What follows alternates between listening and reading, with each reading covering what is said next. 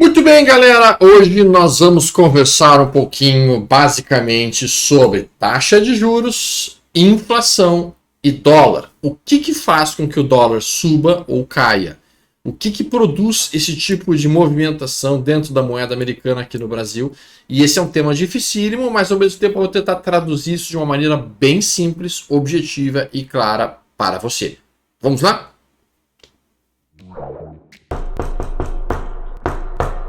Muito bem. Quando nós falamos da dinâmica do dólar com a taxa de juros, meus amigos, nós temos que entender alguns conceitos que são muito importantes.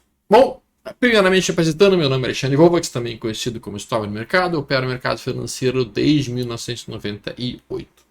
Opero dólar, opero futuros, opero títulos públicos, tesouro direto, faço operações em cima disso. E a minha ideia com vocês, o assunto de hoje é entender como é que o governo controla a inflação e qual é a ferramenta principal que ele utiliza para controlar a inflação e que ao mesmo tempo impacta no preço do dólar para o dólar real. Como é que isso é feito? Bom, de uma maneira geral, a principal ferramenta que o governo tem para trabalhar a inflação aqui no Brasil se chama taxa de juros. Basicamente por quê? Porque ele entende que a inflação vai ser produzida aqui no Brasil por geralmente um excesso de demanda em relação à oferta oferecida de produtos. As pessoas começam então a ter mais empregos, as pessoas começam a ter mais capacidade de comprar coisas, começam a comprar mais coisas e a economia entra em um estado de superaquecimento. E esse aquecimento ele é traduzido por preços subindo. À medida que começa a faltar produtos, os preços começam a subir e isso instantaneamente faz então com que a inflação apareça. Como é que o governo soluciona isso? Bem, ele soluciona isso enxugando dinheiro do mercado. Então ele tira dinheiro do mercado e com isso ele resolve esse excesso de liquidez, excesso de dinheiro nas pessoas circulando. Como é que ele consegue tirar o dinheiro do mercado? Bom, ele consegue tirar o dinheiro do mercado elevando a taxa de juros. Então, quando o Banco Central eleva a taxa de juros, isso automaticamente faz com que aquela pessoa que estava pensando em abrir um negócio, investir, empreender, ela pensa, cara, olha só, eu vou abrir um negócio, eu vou ter custos, eu vou ter problemas trabalhistas, eu vou ter impostos, eu vou ter um resultado que não vai ser tão generoso assim, eu vou estar correndo um risco exagerado. Quando que eu posso pegar esse dinheiro e deixar rendendo num banco através de uma taxa de juros alta? Então, no momento que sobe a taxa de juros, o empreendedor, o sujeito que realmente cria empregos, o sujeito que realmente faz com que a economia gire, ele prefere deixar o seu dinheiro dentro do banco rendendo do que colocando na economia real. E isto vem ao encontro do que o Adam Smith dizia. Você em casa, você não tem o seu pãozinho quentinho que você consegue comprar na padaria porque o padeiro é um cara do bem, porque o padeiro é bonzinho, porque o padeiro acha que você merece ter um pão quente. Não. Você tem o seu pão quente disponibilizado na sua casa porque o padeiro é um sujeito egoísta que pensa em si mesmo, e eu não estou falando mal dos padeiros, todos os seres humanos são assim, eles pensam em si mesmos e nos seus negócios. Então o padeiro vai ter um negócio, não é para te servir, ele vai ter um negócio porque ele quer ter lucro, porque ele quer, obviamente, prover os seus resultados. E isto sim é um tipo de egoísmo, mas é um egoísmo do bem, por impressionante que pareça. Porque ele está pensando nele, na medida que ele pensa no melhor para ele, o melhor para ele muitas vezes pode ser o melhor para outras pessoas também. Dito isso, entendendo que a economia funciona dessa maneira, que as pessoas procuram o seu bem, procuram o seu próprio bem, elas vão buscar, obviamente, entender onde o seu dinheiro renderia mais. Seja em um negócio, ou seja, no banco, rendendo se a taxa de juros for alta. E aí entende-se a ideia de quando tu eleva a taxa de juros, os investidores, empresários não abrem novos negócios, menos empregos sendo gerados, menos dinheiro circulante, mais dinheiro sendo retirado da economia real e trazido para dentro do sistema financeiro. Ao mesmo tempo, percebam, quando você eleva a taxa de juros, automaticamente as pessoas começam a pensar, poxa, olha só, quem sabe eu não compro aqui esse produto agora e eu deixo para comprar mais adiante. Porque se a taxa de juros está rendendo mais que a inflação, digamos que a inflação esteja em 7%, se a minha taxa de juros está rendendo 13%, se eu guardar esse dinheiro aqui e botar ele para render, daqui a 2 ou 3 meses eu compro o mesmo produto e ainda me sobra algum dinheiro. Não vou comprar agora, vou deixar para comprar depois. E aí automaticamente as pessoas começam a consumir menos, comprar menos, e isso arrefece a economia. E aquele sujeito que não tem o dinheiro, quando ele vai comprar alguma coisa por impulso, ele pensa, cara, mas os juros estão tão altos nesse momento, quer saber, eu não vou comprar agora também. Então a elevação na taxa de juros produz os seguintes sintomas da inflação. Primeiro, o cara que poderia abrir novos negócios e gerar novos empregos não irá fazê-lo, porque ele acha que é mais interessante, mais seguro colocar o dinheiro no banco, rendendo. O sujeito que poderia comprar produtos e tem dinheiro para comprar esses produtos também não irá fazer, porque ele entende que se ele deixar esse dinheiro rendendo no banco, ele consegue comprar o mesmo produto daqui a 6 meses e ainda vai sobrar algum dinheiro, que foi o rendimento que ele teve a mais que a inflação. Terceiro, o sujeito que não tem dinheiro, mas queria comprar um produto, também não vai comprar esse produto, porque ele sabe que a taxa de juros está cara, ele não quer se endividar. Então tudo isso arrefece a inflação. Mas vem o quarto ponto principal. Quando sobe-se a taxa de juros aqui no Brasil, isto tem um efeito de pressão vendedora no dólar. E é aí que vem um dos principais pontos para a contenção da inflação neste país. O que quer dizer com isso, Storm? O que tem a ver taxa de juros com dólar? Amigos, vocês conhecem o carry trade? Ah, carry trade! O que é carry trade? Carry trade é o seguinte. Você é um investidor americano e você tem 100 milhões de dólares. E você está com 100 milhões de dólares parados nos Estados Unidos com uma inflação atual de 8% ao ano, que é a inflação atual deles. Sendo que a taxa de juros americana está rendendo 4,5%. Então você pensa, cara, se eu deixar esses 100 milhões de dólares parado aqui, rendendo 4,5% ao ano com uma inflação de 8%, eu estou perdendo para a inflação, eu estou perdendo poder aquisitivo. Eu preciso fazer esse dinheiro render mais do que a inflação americana. O que eu vou fazer? Bom, o que ele pensa imediatamente? Ele olha a taxa de juros no Brasil e pensa, o Brasil está com 13% de taxa de juros ao ano. O que eu posso fazer? Eu pego os meus dólares, pego meus 100 milhões de dólares, trago para o Brasil, transformo em reais. Compro taxa de juros brasileira e faço uma proteção no dólar, faço um hedge no dólar. E com isso, se o dólar subir, ele está protegido no dólar e ele consegue capturar a taxa de juros brasileira.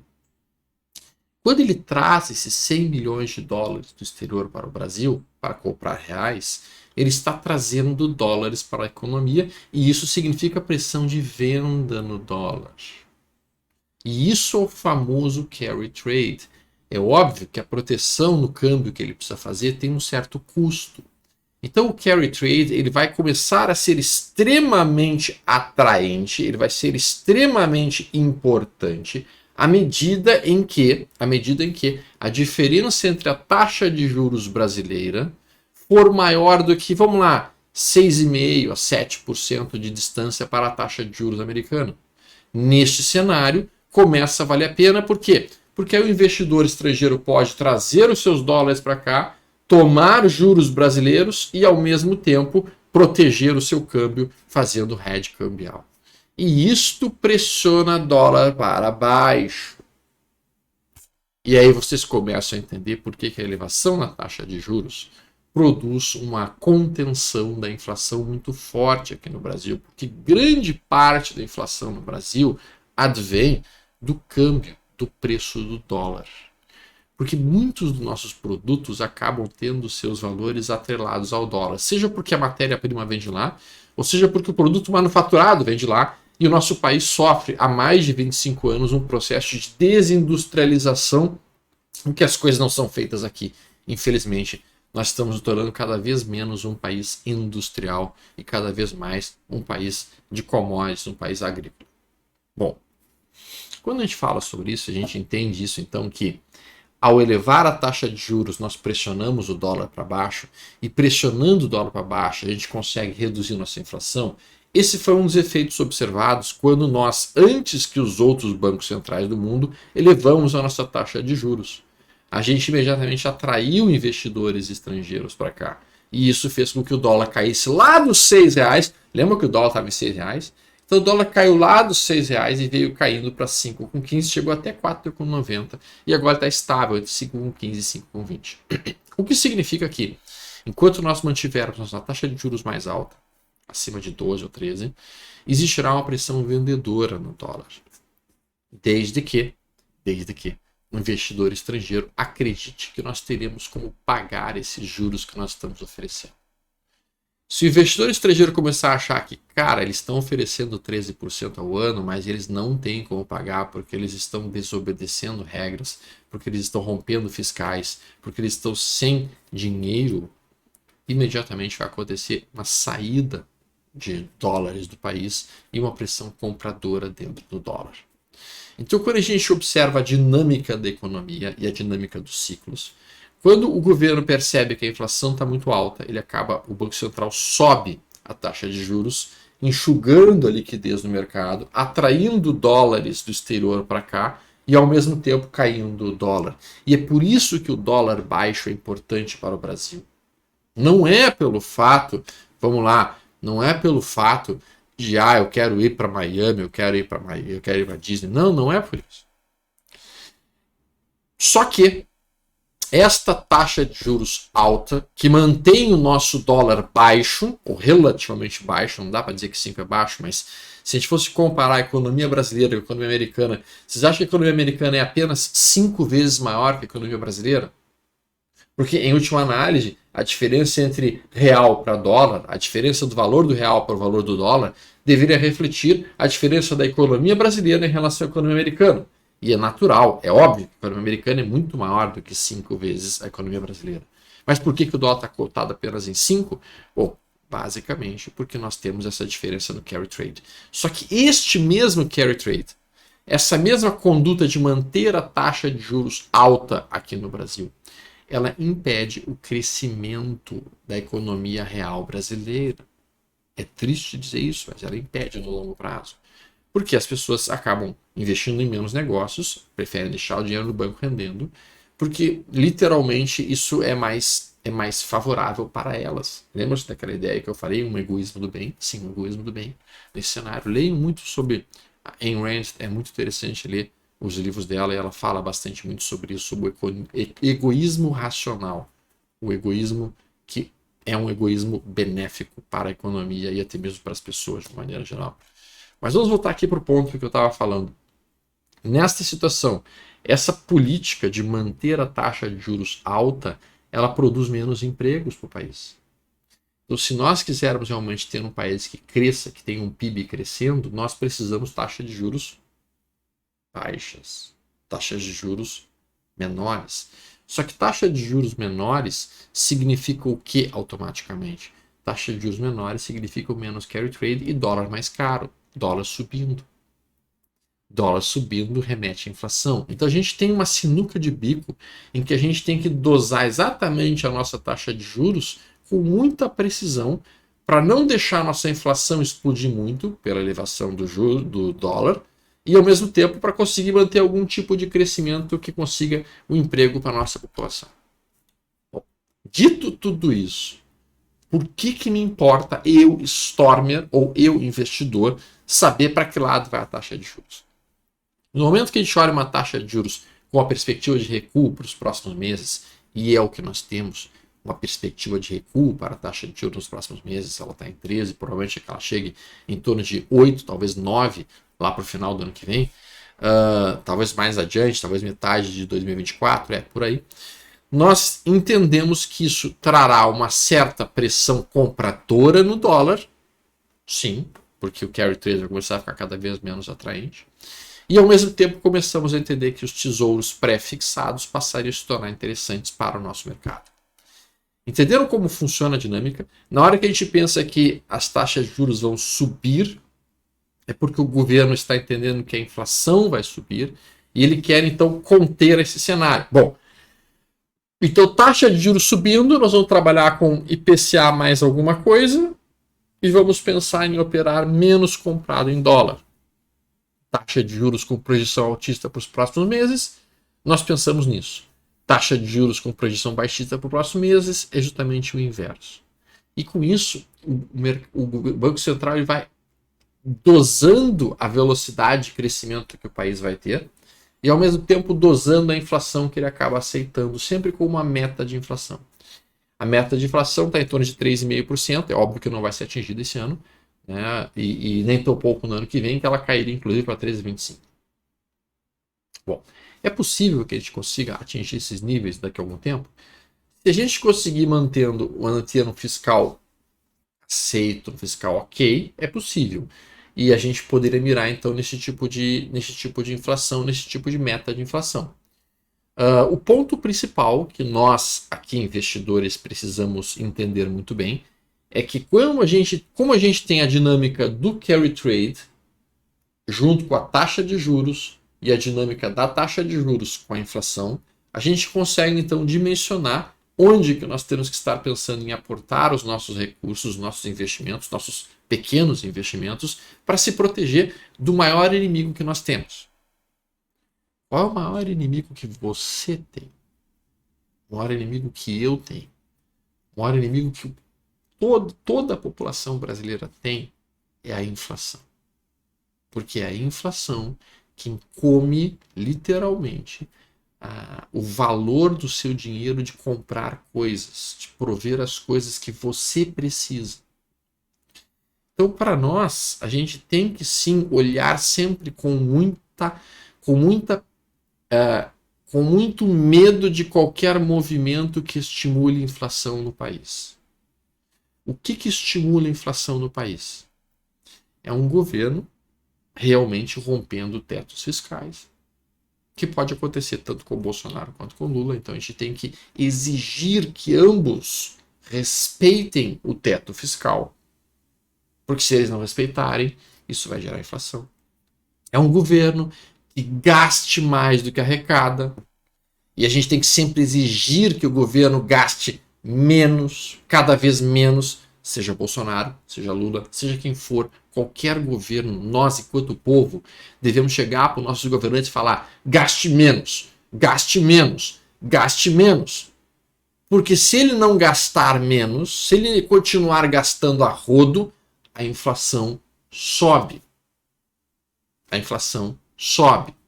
Qualquer governo que fale em imprimir dinheiro, nós, como povo, devemos dizer: não imprima mais dinheiro.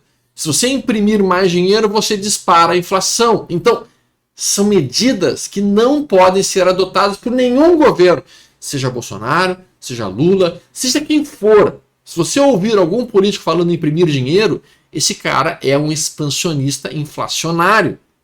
Ele vai tocar fogo no país, no parquinho, digamos assim. Então não aceitem esse tipo de conduta. Não faz nenhum sentido fazer isso. Por quê? Porque, em última análise, quem é que vai pagar por essa festa toda? Quem é que vai pagar por essa festa toda? Nós. Pessoas que pagam impostos.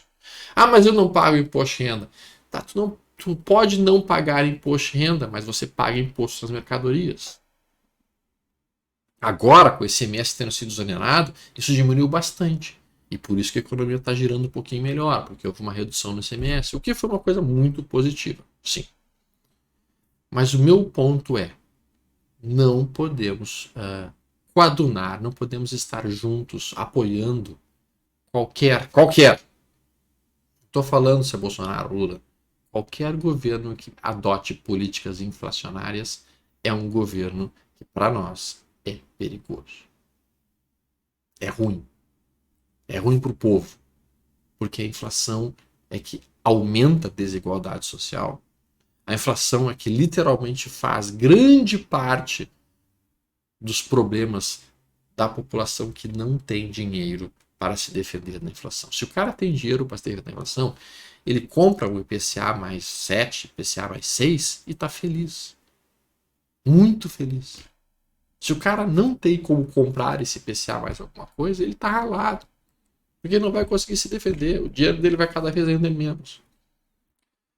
Bom, eu espero que a nossa conversa aqui sobre as taxas de juros e as movimentações tenha trazido uma certa luz sobre estratégias de investimento em tesouro direto, pré-fixado ou pós-fixado, estratégias em dólar ou sair de dólar e como a gente consegue conter a nossa inflação ou como a gente consegue, em alguns momentos, até mesmo estimular o crescimento econômico através de uma redução de taxa de juros, que às vezes pode ser necessário. Muito bem, meus amigos, um ótimo final de semana para vocês. Muita paz, saúde e prosperidade. Se vocês gostaram, tem outros vídeos que eu fiz sobre inflação. O próximo tema que eu quero abordar com vocês, macroeconômico, digamos assim, vai ser realmente os aspectos de responsabilidade fiscal que os governos têm que apresentar e como que isso impacta no nosso bolso, como que isso impacta nas nossas economias, como que isso impacta na nossa estratégia de investimentos. Ok? Um abraço, até mais, tudo de bom.